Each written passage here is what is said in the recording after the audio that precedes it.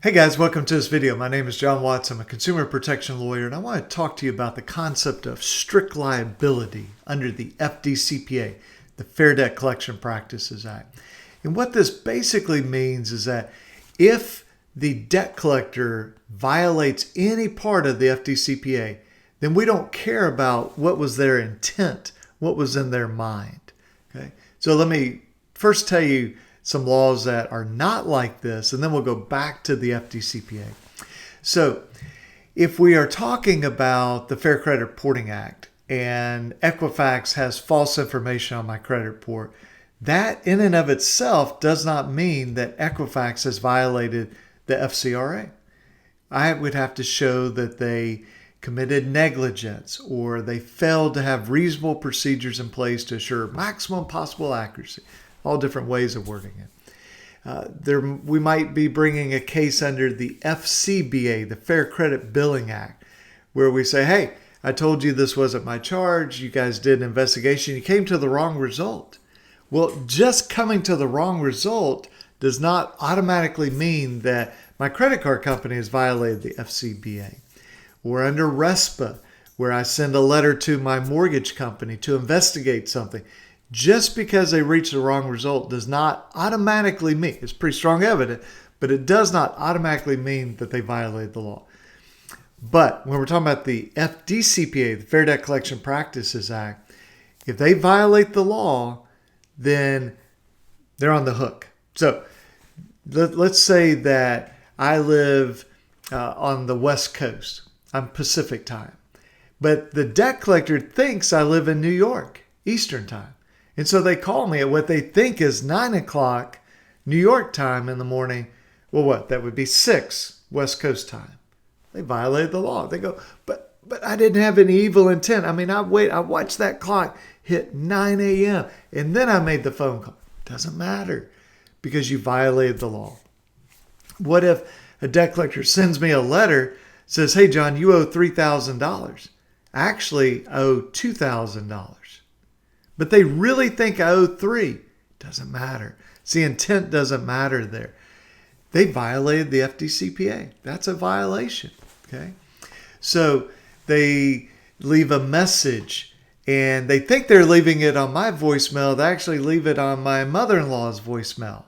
Well, now they've made a third-party disclosure because they say, hey, you owe this debt and you better pay it, blah, blah, blah. Well, maybe that would be okay on my voicemail, but it's not okay on my mother-in-law's voicemail. Okay? See, we're removing intent. We're just saying these are the rules, and if you step outside the rule, either way, you're at fault. It'd be the same thing like your property. If you and I are neighbors, and I build a fence, and I truly think I'm on my property line, but I'm actually like 10 inches over onto your property line, even though I have the best of intention, I still have trespassed on your property. And that's what I'm trying to illustrate here, that with the FDCPA, intent does not matter. Now, it does come up in a defense. So when we say, hey, debt collector, you violated the FDCPA, and they go, but we had good intention. Doesn't matter. You violated the FDCPA.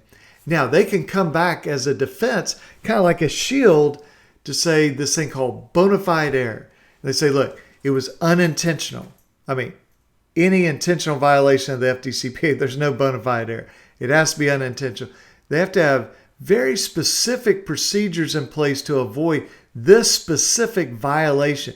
In other words, it's crazy, but these debt collectors will say, we have bona fide error because we have a rule that says, don't violate the FDCPA. See, we're good. No. It's got to be specific.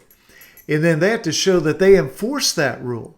I mean, you can't just have sort of on the rule books and you don't pay any attention to it. So it's a challenging defense for them to have. But what I want you to understand is that with the FDCPA, if they go against the rules, then they have violated the FDCPA. It's a little different with the FCRA. There may be something that violates the law, but we can't sue for it.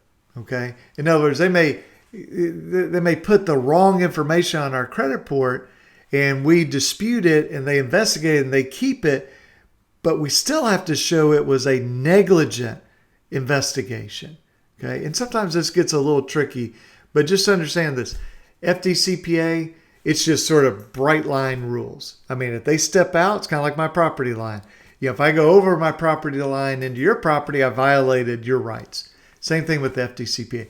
With the FCRA, dealing with credit reports and furnishers of information, credit bureaus, it's not just that they did the wrong thing, but we have to show that they were negligent, for example. So hope that helps, and I can go through that in more detail and put some more specific examples up. But it's really important to understand the FDCPA strict liability, FCRA is more negligence or wantonness based.